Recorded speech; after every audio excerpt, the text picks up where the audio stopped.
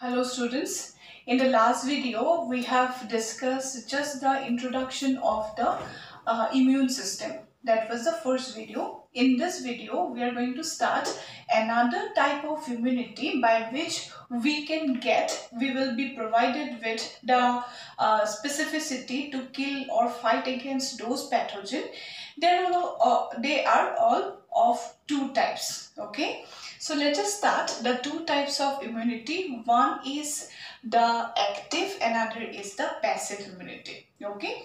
Otherwise, in the earlier video, we have understood the innate and the acquired type of immunity. They were all different. Now in this we will see actually how many types of immunity we can able to have. It is a generalized one. It is not different from innate or acquired. Okay. So let us see what is the two type of immunity, active and passive. Okay. So what happened in our body, we have lots of type of antibodies which can able to kill the pathogen, or different type of cells which can fight with the pathogen. Okay. Now in different condition we can get different varieties of diseases. We will able to kill it. How we can able to kill it, we will see all of it. Okay.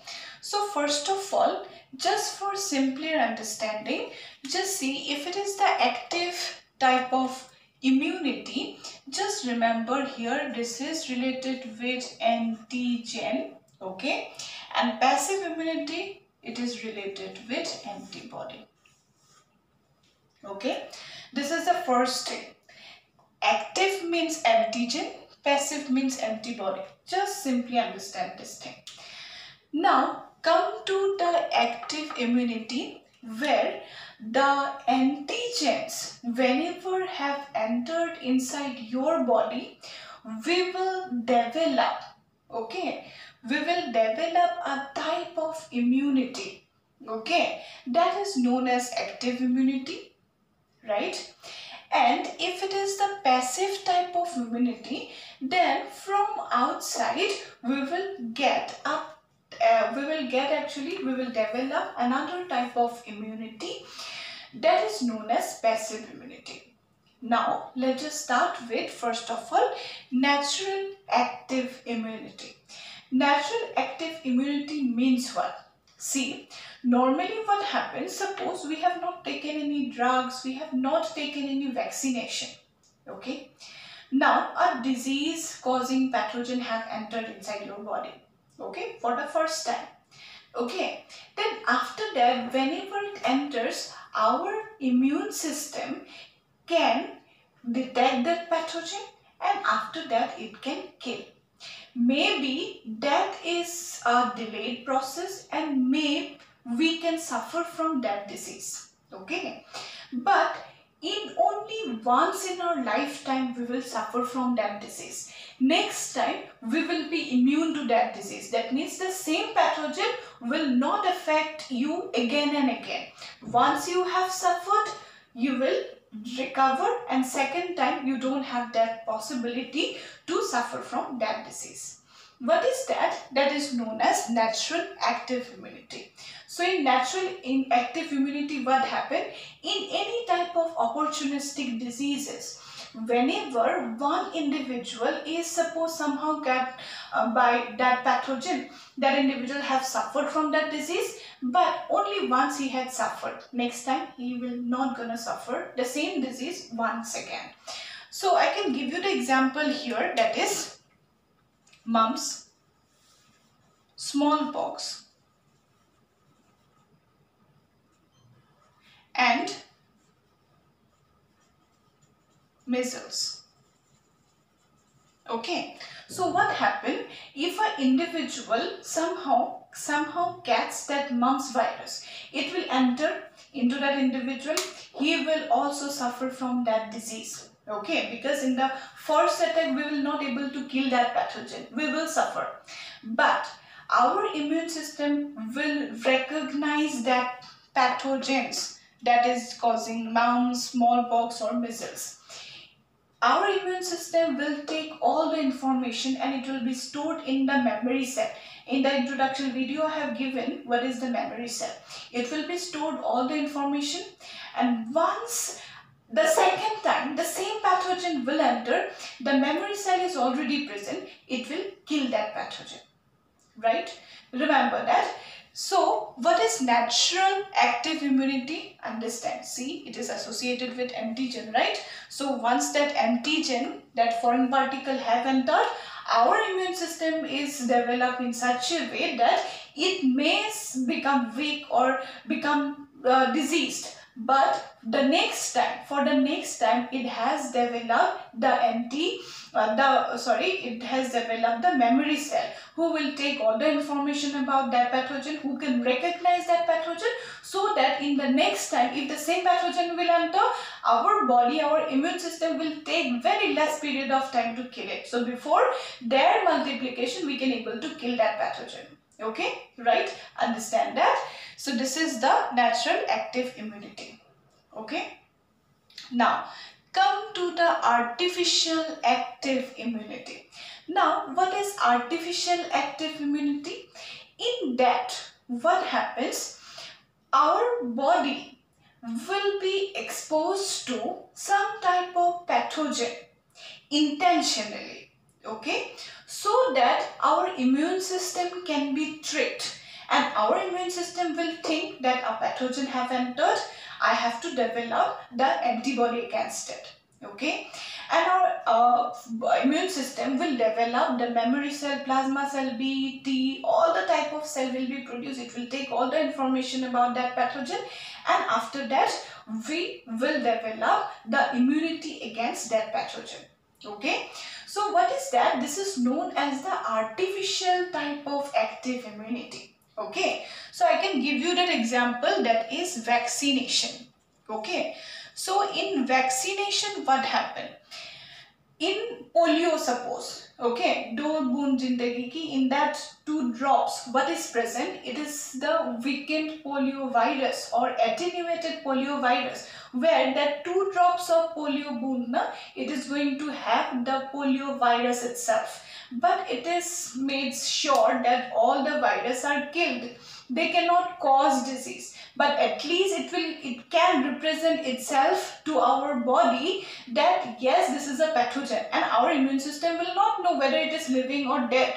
Our immune system will have the same response against a living or a dead pathogen. So our immune system will develop the memory cell and the antibody. Maybe antibody will die after some time, but that memory cell will live for several decades or for the whole lifetime. Okay, and it will provide immunity to our body. Okay, so I can give you that example, that is polio vaccination. So this is what? This is one type of artificial active immunity. Okay, remember that this is important also.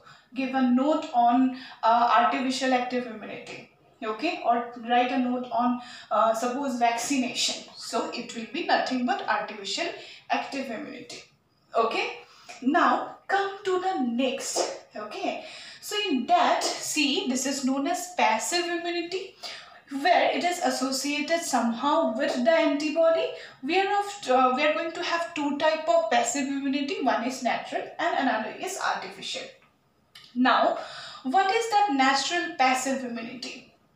What happens? See, whenever we are in the embryonic state, whenever we were in the mother's embryo, whenever we are in the mother's womb, in the fetal stage, in the embryonic state, then what happened? Through the placenta, remember, we get one type of antibody, that is the smallest antibody of our body, that is transplacental, that is IgG type of antibody.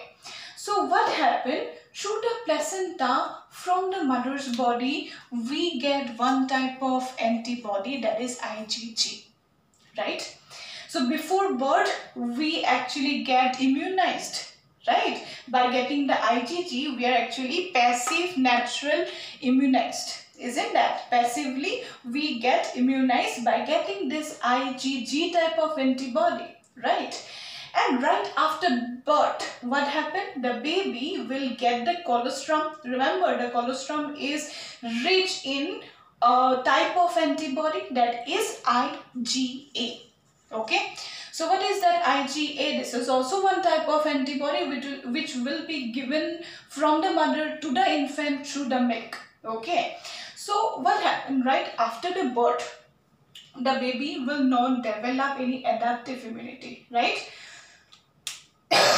So if the baby will not get or not develop that type of immunity, that is adaptive or acquired immunity, what happened? The baby will have more chance to get affected with all the types of pathogens, isn't that? So that's why actually before the birth and right after the birth, what happened? The mother's body through the placenta along with the milk, it will be provided with some type of antibody which give the baby a little defense to fight against those pathogens. What are they? They are IgG and IgA. So this type of immunity from the mother we get, that is known as natural passive type of immunity.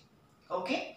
Now come to the next, that is artificial passive immunity. It is also related to the antibody. So what happens? See, one example I can give you, that is anti-venom. Okay, anti-venom and anti-tetanus serum.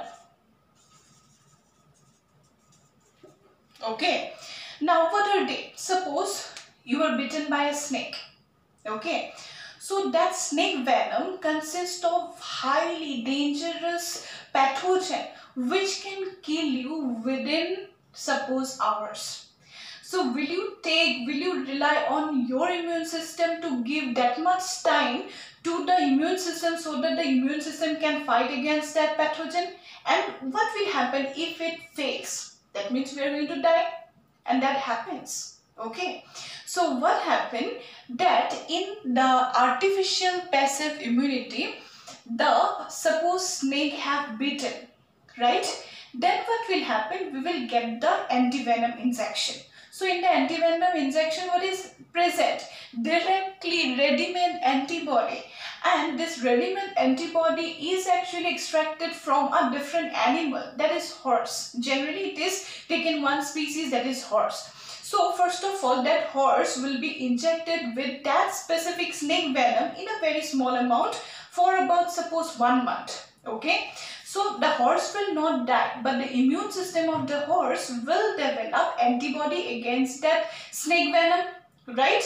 So that antibody will be extracted. How it will be extracted? First of all, blood will be taken from the horse body. It will be centrifuged. Plasma will be extracted from that. In the plasma, the protein will be there. So that plasma will be directly injected, or by some process of filtration, we will get the antibody. Okay. So what is that? That will be known as the artificial passive immunity. Okay, because sometimes the type of pathogen can be so dangerous that we cannot rely on our immune system to get immunized or to develop the immunity against that specific pathogen. Okay, it may be life-threatening. So same thing is happening for tetanus. So what happened? Tetanus pathogen is injected to the horse. Horse will develop antibody. That antibody will be rich in the tetanus antibody, right? So against that tetanus, the antibody will be produced by the horse. So that horse plasma is taken and that will be injected. Okay, so we take this tetanus now whenever we cut by the suppose rusted iron, then that one is actually nothing but that horse plasma. Actually nowadays the horse plasma is not taken. This is actually one technology in the laboratory. Monoclonal antibodies are formed from the hybridoma technique. So all these techniques we'll see in biotechnology. There is another chapter on that. We'll see all of this. This will be not needed now. This is known as the artificial passive immunity. Okay, so these are the 4 types of immunity. Hope you have understood. So this is all about the active and the passive type of immunity.